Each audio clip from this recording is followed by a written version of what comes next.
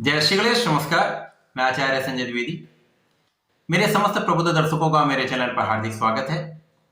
5 दिसंबर 2022 ये एक अत्यंत महत्वपूर्ण तिथि है, क्योंकि इस दिन गुरुदेव बृहस्पति की धनु राशि में दो अत्यंत महत्वपूर्ण, अत्यंत शुभ क्विक रिस्पॉन्स प्लेनेट जो अपना फल त्वरित प्रदान करते हैं, ऐसे ग्रहों का प्रभाव मिलेगा। ये इनकी युति हो, जो कि बहुत महत्वपूर्ण भी है, बहुत लाभदायक भी है। बुध जो कि बुद्धि के कारक हैं, व्यापार के कारक हैं, कैलकुलेशन के कारक हैं, ज्ञान के कारक हैं, कला जगत के कारक हैं, साथ ही साथ लेखन के कारक हैं,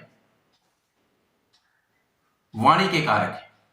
इसी प्रकार से शुक्राचार्य जो अत्यंत सौम्य, अत्यंत शुभ ग्रह हैं, ऐश्वर्य वैभव देने वाले हैं, सुख साधनों का अर्जन कराने वाले हैं, वाहन, बड़ी संपत्ति, विशाल रूप से धन का अर्जन कराने वाले हैं, आपको जीवन के समस्त सुखों की प्राप्ति कराने वाले हैं।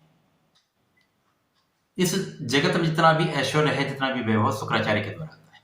यहां पर आपके शुक्राचार्य के प्रभाव के साथ साथ यदि यहां पर बुद्धि का सामंजस्य हो जाता है, सुख साधनों के साथ आपके ज्ञान का, आपकी बुद्धि का सामंजस्य बन जाए, उसके पश्चात गुरुदेव बृहस्पति का संयोग बन जाए, तो ये अद्भुत रहने वाला है, बहुत लाभकारी होने वाला है। तो यहां पर आपके ज्ञान में भी वृद्धि होती है, आपके बुद्धि का भाव प्रबल होता है, साथ में आप बहुत धन का अर्जन करते हैं। शुक्राचार्य तथा बुध का संयोग जब भी आपस में बनेगा, युति प्रभाव होगा अथवा दृष्टि संबंध होगा, तो ये धनपति योग का निर्माण होता है, अथवा इसे महालक्ष्मी योग का निर्माण भी कहते हैं। तो ये महालक्ष्मी योग का निर्माण जब होता है तो आप प्रबल रूप से धन का अर्जन करते हैं, जीवन समस्त सुखों की प्राप्ति करते हैं।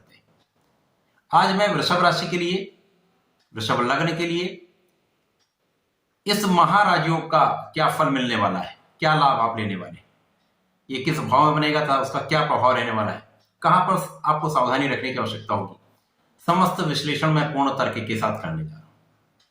अब चूंकि वृषभ राशि शुक्राचार्य की राशि है, यहां पर यदि हम देखें तो शुक्राचार्य लग्नेश तथा षष्ठेश होकर अष्टम भाव में होंगे। इसी प्रकार से बुध जो है यहां पर आपके धन भाव के स्वामी है, तथा बुध आपके पंचम के स्वामी है। धन भाव का स्वामी धनेश पंचमेश के साथ लग्न के स्वामी का गोचर अष्टम में होगा। यद्यपि अष्टम भाव बहुत प्रबल लाभ नहीं कराता है, क्षय का भाव है, परंतु शुक्राचार्य को अष्टम का कारकत्व भी प्राप्त है। यहां पर कुछ चीजों में आपको निर्बलता प्राप्त होगी, कहीं ना कहीं कुछ लाभ भी अवश्य प्राप्त होंगे। जब लग्न का स्वामी अष्टम में होता तो निश्चित रूप से आपके स्वास्थ्य में समस्या होती है, आपके मन का विचलन होता है, आपके खाने पीने में आपका नियंत्रण नहीं होता है। तो यहां आपको सावधानी रखने की आवश्यकता होगी। परंतु बुध चूंकि यहां धन के स्वामी, धन का स्वामी जब यहां पर आ जाएगा, अष्टम में आएगा, तो आप धन का अर्जन तो करेंगे, लेकिन धन कहां से आएगा? आपको यहां पर अष्टम के स्वामी जो है ये अचानक फल देता है। अचानक किसी संसाधन से आपको धन का अर्जन कराने वाला है। तो अष्टम भाव में बुध तथा शुक्र का संयोग आपको धन की प्राप्ति अचानक कराएगा, अचानक धन का अर्जन आप करेंगे। यह आपके पैतृक संपत्ति से भी हो सकता है, अचानक किसी लॉटरी से भी हो सकता है, सट्टे से भी हो सकता है, किसी भी प्रकार से आपको धन का अर्जन निश्चित रूप से होगा। परंतु यहां धन का अपव्यय भी होगा। यहां आपकी वाणी का भाव भी प्रभावित होता है, क्योंकि यहां पर वाणी आपकी कठोर हो सकती है। यहां आपको वाणी पर नियंत्रण रखना होगा।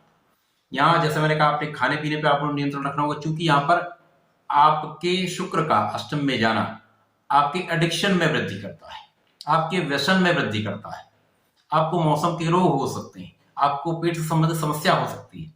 तो यहां बहुत सोच समझकर आपको अपने लाइफस्टाइल को चेंज करना होगा। यदि आप एक स्वस्थ लाइफस्टाइल यहां पर अडॉप्ट कर लेते हैं तो निश्चित रूप से यह समय बहुत अच्छा जाने वाला है। शुक्र चूंकि यहां पर षष्टम के स्वामी है, षष्टम के स्वामी का अष्टम में जाना, तो कहीं ना कहीं से ये आपके स्वास्थ्य समस्याएं तो होंगी, परंतु उन पर आप विजय भी प्राप्त करेंगे। ऋण से आप निश्चित रूप से मुक्त होने वाले। यहां पर आपके शत्रु आपको कुछ परेशान कर सकते हैं, आपको कुछ समस्याएं दे सकते हैं, यहां पर आपको सावधान रहना होगा। पंचमेश का गोचर अष्टम में है, तो यहाँ पर आपके अध्ययन में, आपके शिक्षा संबंधित कार्यों में यहाँ पर कुछ समस्याएं आएंगी।